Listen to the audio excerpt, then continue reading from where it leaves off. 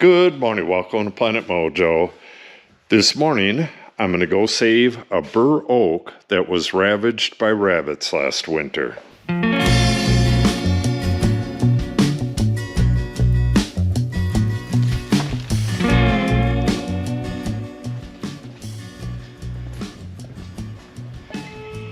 Still got all my stuff in here from yesterday. I cut grass and trimmed the entire day yesterday. Everything was done, but holy moly do we got the grass these days. Okay, what else do I need? I guess I should bring this. I have that little saw, but I don't know if I'll be able to get all the way up to the new growth with the saw without damaging it. I'll bring that as well. And I have some handy hardware cloth. All I got to do is open that up into a circle again. And for that, we need these right here. Well, actually, we need the ones with the green on it. And what you do is, once you have this where you want it, you pound these in and then hook onto the wire like that. I believe I was doing them, well, probably right at the bottom, but we'll see how that goes when we get there. I need a hammer for those though, and I believe that's over at the tiny house. Okay, I have deer Spritz right there, a saw to cut the old tree that was girdled by the rabbits. I got a saw and shears for that. I'll just leave this in here, my old my Felco shears. Don't think I'll be using it. That should be enough spikes, and we can pull some of this off of here. I used this 5 years ago with the original trees. Oh no, actually it was 7 years ago, and it was with the American Chestnuts. I had these around each one of the American Chestnuts. I never had cages around these oaks, but I did spritz them with deer repellent on a regular basis. All right, enough chit chat. We'll stop at the tiny house and grab a hammer and then head over there and get this done. Okay, that was pretty convenient. All right, here is my tree. I just trimmed this area yesterday. It's amazing how big this thing is already. Oh yeah, I will need the regular pruning shears for these other ones. I'm gonna get rid of all three of these. I think this one's brand new. When I first seen it, I had one. This one right here was about as big as that one, and there was just some tiny little stuff coming up at the ground, which was this one and this one. But I'm gonna only leave one of these, this one right here, so that it can use all of the roots of this plant and get up. I'm guessing it's gonna get up real near the top of the fencing by the end of the year. So I'm gonna have to spritz this one. What the fencing is for is to keep the rabbits away, not the deer. The deer will be able to come right in over the top of it and bite the top off, but that's not as big of a thing as this girdling like this. The girdling kills the entire tree. If they bite the top off, it'll come out the side and continue up. But if I keep it sprayed, hopefully that won't happen. All right, the first thing to do is get rid of these little shoots here, and then I'm gonna take my little fine saw and saw the old tree off. I gotta be very careful with this because I don't want to put the slightest nick in this new little tree at all. All right. Holy moly, there's another one. Got 1, 2, 3, 4. And if something should happen to the one that I'm keeping, it will grow more of these. But it can only do that for so long. There goes a couple. One there.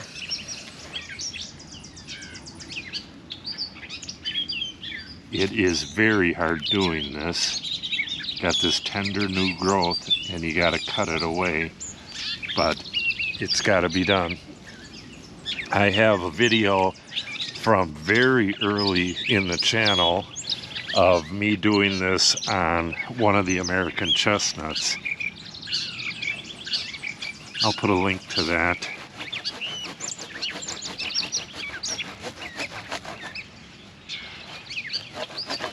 And this is not the time of year to be doing pruning like this, but needs to be done. You don't want it to get oak wilt, but white oaks aren't all that susceptible to oak wilt to start with. And I believe that mostly transfers by root. Right up to the end, there we go.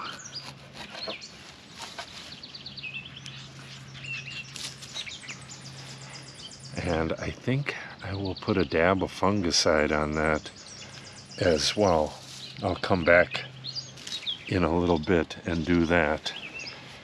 Alright, now we'll put the cage on this and spritz it again. And that'll do it for now.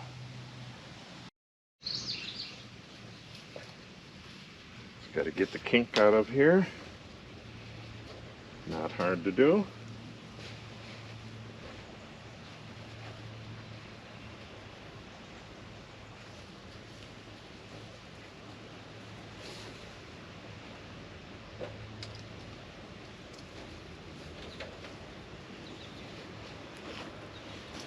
I don't know if I mentioned it or not, but this is hardware cloth.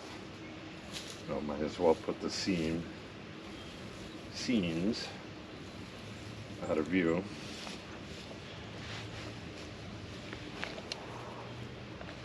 All right.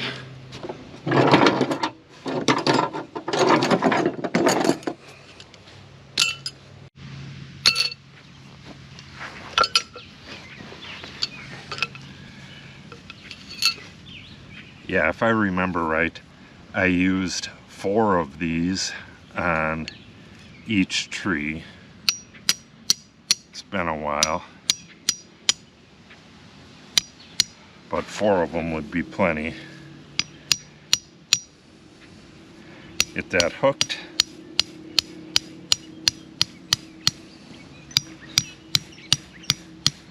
And then pound it flush with the ground. And then that hook will hold this real nice and tight. Wind is not going to blow this, and the animals aren't even going to mess with it. I'll spritz the bottom of this and the tree itself with deer repellent, but I don't think they're going to mess with it.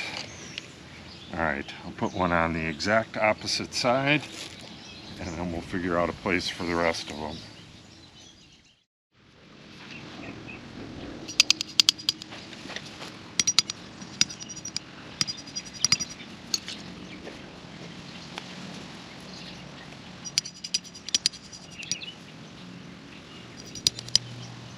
Very sturdy already. Okay, all done. Just gotta pull a few of these out and spritz my little tree.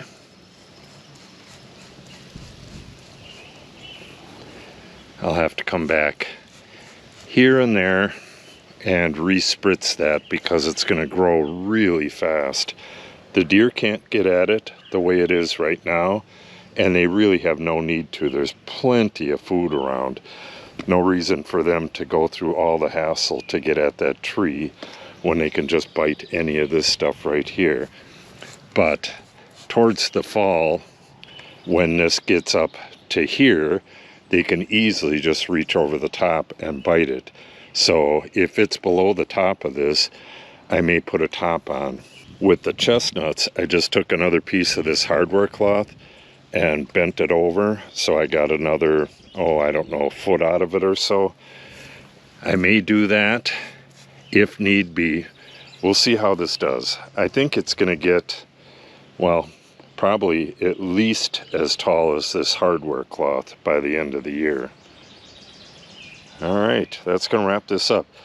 I think real quick before I wrap this video up, I'll go take you down to the American Chestnut and show you that, and I'll link to the video where I did this very same thing. I guess it was 5 years ago, but I'll put that on screen. Yeah, these chestnuts have had a real hard life. There used to be 4 of them planted here and 2 down in the woods, or 3 down in the woods. One of those died. The other 2 have serious issues. One of them was girdled again. And in a very early video, I think it was in my first year on YouTube, I made a video of me doing that exact same thing I just did on this tree. Let's see if we can see that stump. I'll cut this zip tie off of here.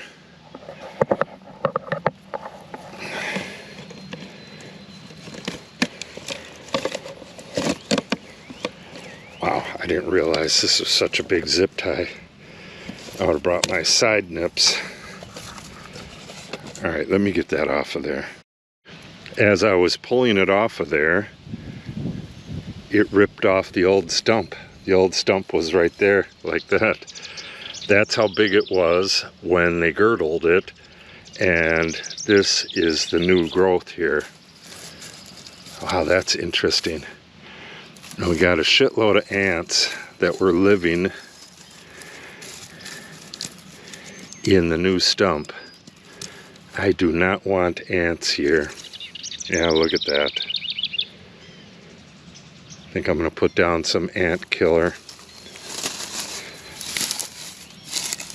Let some sunlight hit them. All right, that's another thing to do. But you could see how this totally recovered from that particular injury, and I believe it'll recover just fine from this one. You could see the scar tissue right there. It's going to be really hard to cover this up. I don't know what the heck that's going to look like, but it looks like it's doing its job. Okay, that'll wrap this video up. Yeah, you'll be able to see me doing all the maintenance work on that little bur oak throughout the summer. I'll be doing a lot of videos on the Oak Savanna restoration this summer. So if you want to see that, make sure you subscribe and click on the update icon. If you have any questions or comments, make sure you put them in the comment section below. And if you share the video and or give it a like, it helps the channel out greatly. Thanks for watching and have a great day.